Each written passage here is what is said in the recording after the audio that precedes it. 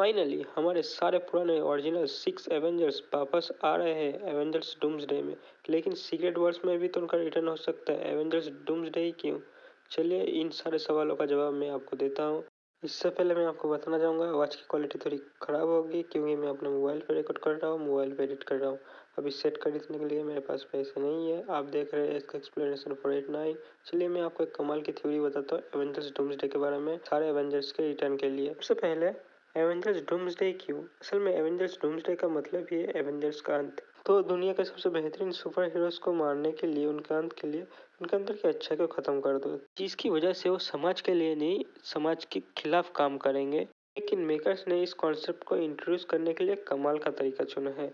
Multiverse तो है, लेकिन मल्टीवर्स में अल्टरनेट टाइमलाइन को क्रिएट करने का एक बहुत ही कमाल का तरीका उनके पास है। चलिए मैं आपको बताता हूँ। तो मेकर्स कुछ इस तरह से दिखाएंगे। एंड गेम में स्टीव रॉजर्स जब इन्फिनिटी स्टोन लौटाने पास्ट में जाते तब वो वापस नहीं आते, जिसकी वजह से फैब्रिक ऑफ टाइम में छेड़छाड़ होती है, मतलब टाइमलाइन पूरी तरह से हिल जाता है।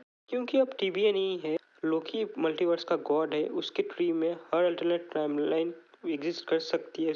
लोकी की मल्टीवर्स ट्री में हर अल्टरनेट टाइमलाइन की ब्रांच ग्रो कर सकती है, जिसकी वजह से जब कैप्टन पास्ट से वापस नहीं आते तब हर सुपर हीरोज के कैलन इवेंट्स चेंज हो जाते हैं। जैसे आरटीजी के डॉक्टर डूम के लिए अल्टरनेट टाइमलाइन में टेरनिक्स जब टोनी स्टार्क के ऊपर हमला करते तो टेरनिक्स के मिसाइल के अटैक के वजह से उसका दिल बहुत बुरी तरह से डैमेज होता है, जिसकी वजह से उसका दिल बिना टेक्नोलॉजी की मदद से एक मिनट में चल नहीं सकता। इसकी वजह से टोनी स्टार्क का कैरेक्टराइजेशन एकदम डिफरेंट हो जाता है। वो समाज में क्रिमिनल को खत्म करने के लिए खुद एक मार्वल का गैंगस्टर बन जाता है। इसी तरह से हमें मार्वल का डॉक्टर डूम देखने को मिलेगा। इसी तरह से हमें और एक कैनन इवेंट देखने को मिलेगा।